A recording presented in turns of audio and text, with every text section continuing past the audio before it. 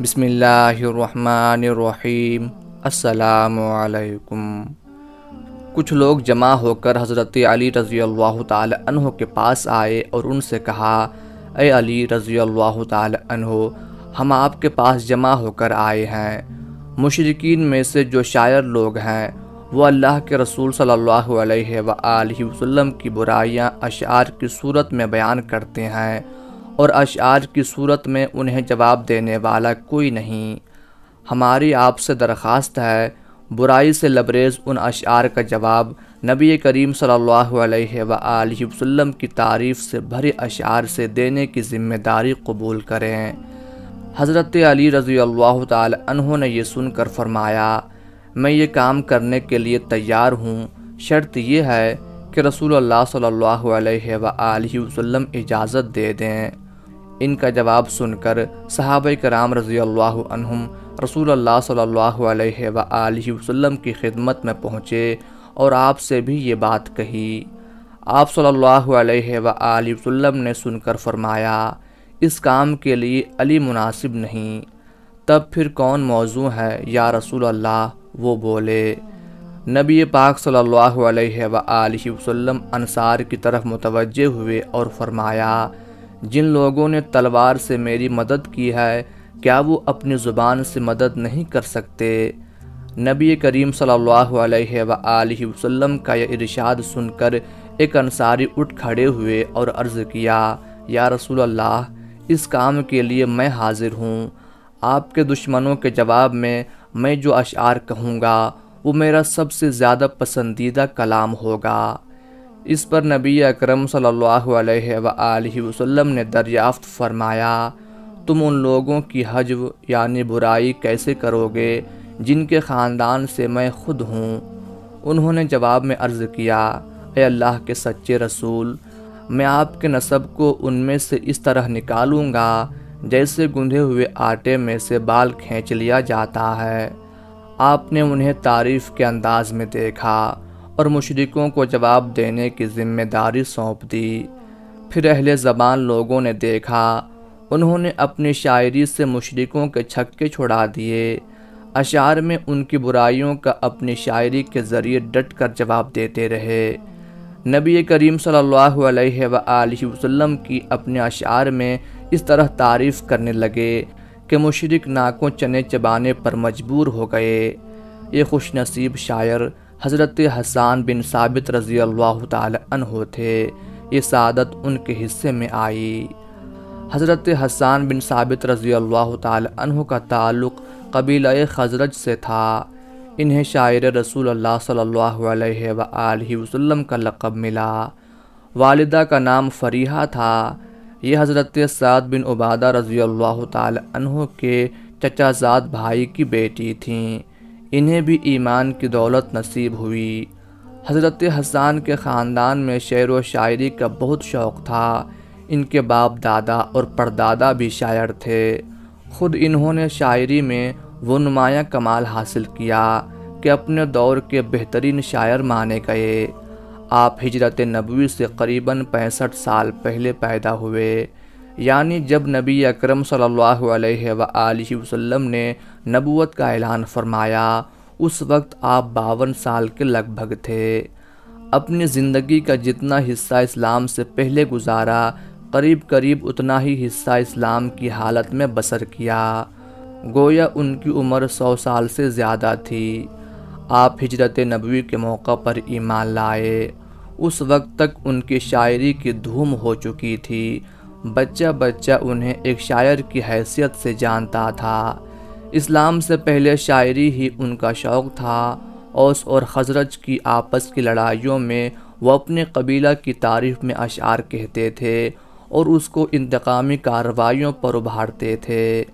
لڑائیوں سے فرصت ملتی تو بادشاہوں کے درباروں میں چلے جاتے، ان کی شان میں قصیدے کہہ کر انعام حاصل کرتے۔ اسلام لانے کے بعد نبی کریم صلی اللہ علیہ وآلہ وسلم نے انہیں مشرکین کے اشعار کا جواب دینے کی ذمہ داری سونپی۔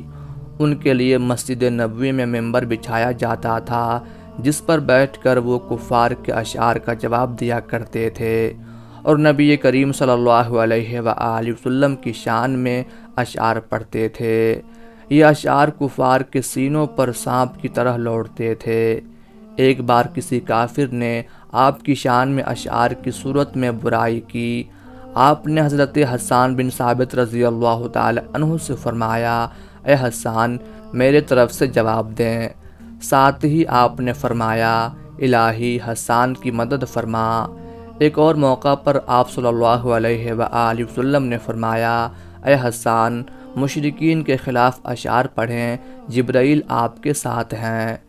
نبی کریم صلی اللہ علیہ وآلہ وسلم نے بہت سے موقعوں پر حضرت حسان کے اشعار کی تعریف بیان فرمائی، انہیں دعائیں دیں اور مشرکین کی یاوہ گوئی کا جواب دینے کی ہدایت فرمائی۔ حضرت حسان رضی اللہ تعالی عنہ نے قریب تمام غزوات میں اور تمام اہم موقعوں پر اہل حق کی حمایت میں اشعار پڑھے۔ مشرکین کے خلاف ایسا کلام پڑھا کہ ان کے سینے چھلنی ہو گئے۔ ایک مرتبہ کسی مشرک کی حجو یعنی اشعار میں برائی کا جواب دیتے ہوئے انہوں نے یہ شعر کہے، تو نے محمد صلی اللہ علیہ وآلہ وسلم کی حجو کی تو میں نے آپ کی طرف سے اس کا جواب دیا، اور اس بات کی جزا اللہ کے ہاں ہے، اور ہم میں اللہ کا امین جبرائیل علیہ السلام ہے جس کا کوئی ہمسر نہیں۔ ہاں اللہ کے ہاں تیری جزا جنت ہے۔ غزوہ بدر، غزوہ احد اور غزوہ احزاب میں انہوں نے بہت پرجوش اشعار پڑھے۔ اسی طرح کعب بن اشرف یہودی کے قتل پر اپنے اشعار میں بے پناہ خوشی کا اظہار کیا۔ 9 ہجری میں بنو تمیم کا وفد مدینہ منورہ آیا۔ مشرکین کا مسلمانوں سے زبانی مقابلہ ہوا۔ اس موقع پر مشرکین کی طرف سے ان کے شاعر زبرقان بن بدر نے اپنی قوم کی تعریف میں بہت سے اشعار پڑھے۔ نبی کریم صلی اللہ علیہ وآلہ وسلم نے حضرت حسان رضی اللہ تعالی عنہ کو حکم دیا کہ اٹھو اور زبرقان کو جواب دو۔ انہوں نے اٹھ کر اسی ردیف اور قافیے میں اس وقت ایسے شعر کہے کہ زبرقان کے ساتھی تک بول اٹھے، اے محمد صلی اللہ علیہ وآلہ وسلم، آپ کا شاعر ہمارے شاعر سے اچھا ہے۔ 6 ہجری میں نبی اکرم صلی اللہ علیہ وآلہ وسلم نے مصر کے والی مقوقس کی طرف اسلام کا پیغام بھیجا۔ اس نے اسلام تو قبول نہ کیا، البتہ تحفے تحائف ضرور بھیجے۔ ان تحائف میں 2 قبطی بہنیں حضرت ماریہ رضی اللہ تعالی عنہا اور سیرین رضی اللہ تعالی عنہا بھی تھیں۔ نبی کریم صلی اللہ علیہ وآلہ وسلم نے حضرت ماریہ رضی اللہ تعالی عنہا سے خود نکاح فرمایا، جبکہ سیرین رضی اللہ تعالی عنہا کو حضرت حسان بن ثابت رضی اللہ تعالی عنہ کے حوالے کر دیا۔ انہوں نے ان سے شادی کر لی۔ اس طرح حضرت حسان نبی کریم صلی اللہ علیہ وآلہ وسلم کے ہم زلف بن گئے۔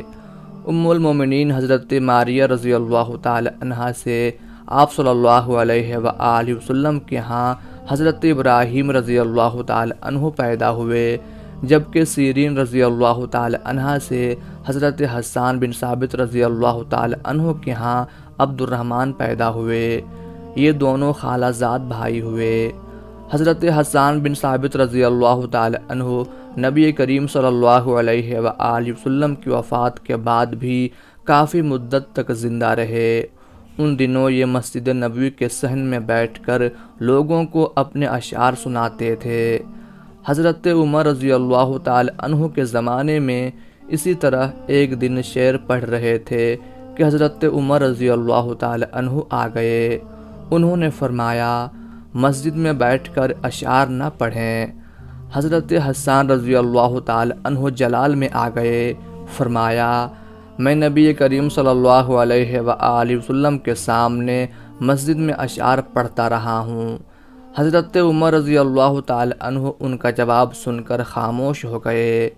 حضرت حسان بن ثابت رضی اللہ تعالی عنہ کا سب سے بڑا اعزاز یہ ہے کہ آپ نبی اکرم صلی اللہ علیہ وآلہ وسلم کے شاعر تھے۔ آپ نے حضرت امیر معاویہ رضی اللہ تعالی عنہ کے عہد خلافت میں 54 ہجری میں وفات پائی۔ اس وقت ان کی عمر 120 سال کے لگ بھگ تھی۔ کافروں کے مقابلے میں آپ نے جو اشعار کہے سیرت اور تاریخ کی کتب میں موجود ہیں۔